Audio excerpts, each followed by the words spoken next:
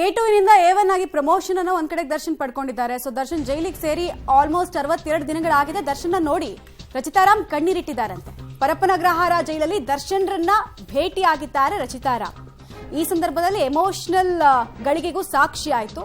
ಯಾವುದೇ ಕಾರಣಕ್ಕೂ ನೀವು ಧೃತಿಗೆಡಬೇಡಿ ಹೀಗಂತ ದರ್ಶನ್ರನ್ನ ಭೇಟಿಯಾಗಿ ರಚಿತಾರಾಮ್ ಧೈರ್ಯವನ್ನ ತುಂಬುವಂತಹ ಕೆಲಸ ಮಾಡಿದ್ದಾರೆ. ಬೇಸಿಕಲಿ ಮಾರಲ್ ಸಪೋರ್ಟ್ ಅನ್ನ ಲೆಂಡ್ ಮಾಡಿದ್ದಾರೆ ತಮ್ಮ ಕೋ ಆಕ್ಟರ್, ಕಲೀಗ್ ಅಥವಾ ಕ್ಲೋಸ್ ಫ್ರೆಂಡ್ ದರ್ಶನ್ಗೆ.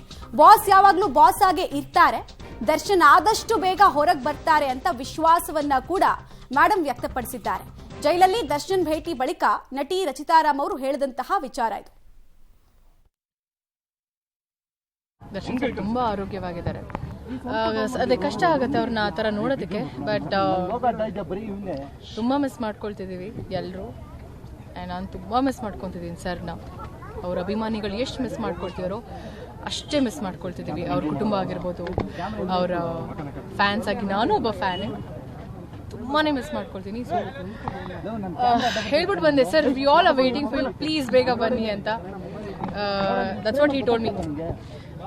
ನನಗೆ ಲಾ ಮೇಲೆ ನಂಬಿಕೆ ಇದೆ, ಸೊ ಆದಷ್ಟು ಬೇಗ ಹೊರಗೆ ಬರ್ತೀನಿ ಅಂತ. ನನಗೆ ಹಾನೆಸ್ಟ್ಲಿ ಹೇಳ್ತೀನಿ, ನೋಡೋದಕ್ಕೆ ಬಂದಿಲ್ಲ ಹಾಗೆ ಹೀಗೆ ಅಂತ ಅಲ್ಲ, ರಾಜನ್ ಥರನೇ ನೋಡೋದಕ್ಕೆ ಇಷ್ಟ ನನಗೆ. ಬಟ್ ಯಾಕೋ ಮನ್ಸು ತಡೀಲೇ ಇಲ್ಲ. ಸೊ ತುಂಬ ಮಿಸ್ ಮಾಡ್ಕೊಳ್ತಿದ್ದೀವಿ ಅಂದಾಗ it's better let me go see him and come ಅಂತ ಅನಿಸ್ತು. So I just came and ನೋಡಿ ಸ್ವಲ್ಪ ನಿರಾಳ ಆಯಿತು. ಆ್ಯಂಡ್ ಪ್ರಮುಖವಾಗಿ ಅವ್ರ ಆರೋಗ್ಯ ಬಗ್ಗೆ ವಿಚಾರಿಸ್ಕೊಂಡೆ. So he is very healthy, is very fine.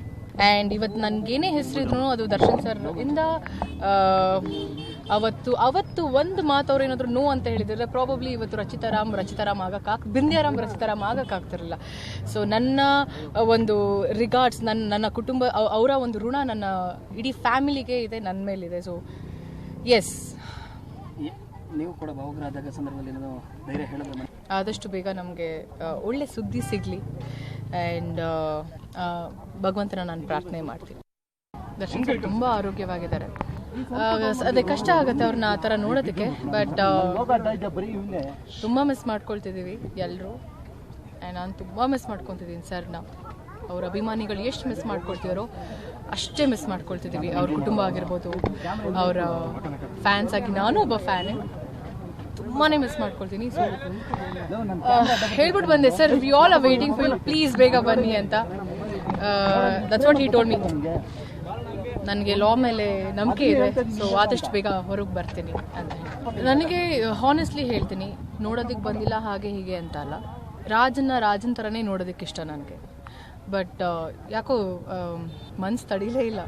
So ತುಂಬ ಮಿಸ್ ಮಾಡ್ಕೊಳ್ತಿದ್ದೀವಿ ಅಂದಾಗ it's better let me go see him and come ಅಂತ ಅನಿಸ್ತು. So I just came and ನೋಡಿ ಸ್ವಲ್ಪ ನಿರಾಳ ಆಯಿತು.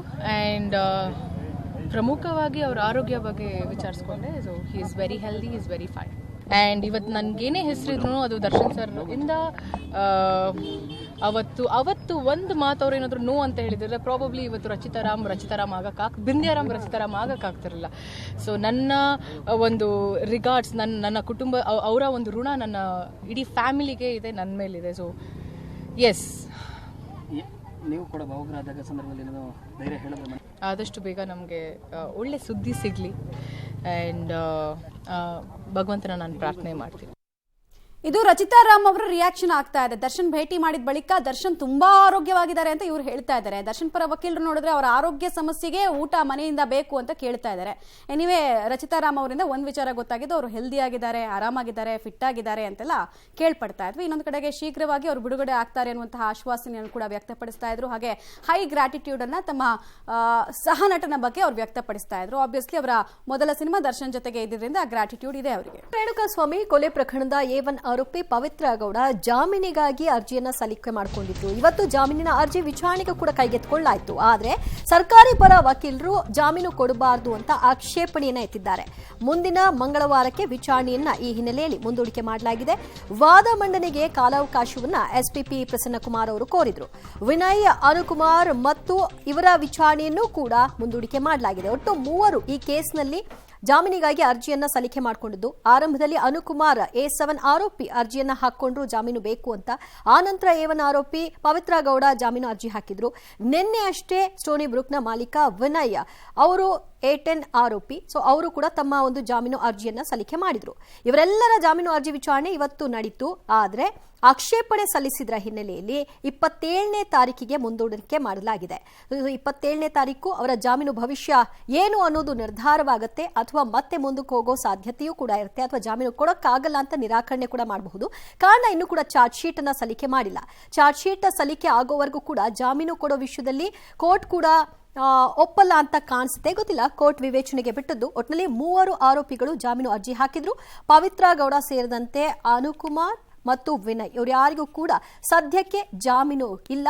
ಮುಂದಿನ ವಿಚಾರಣೆ ನಂತರವೇ ಏನು ಅನ್ನೋದು ಗೊತ್ತಾಗುತ್ತೆ.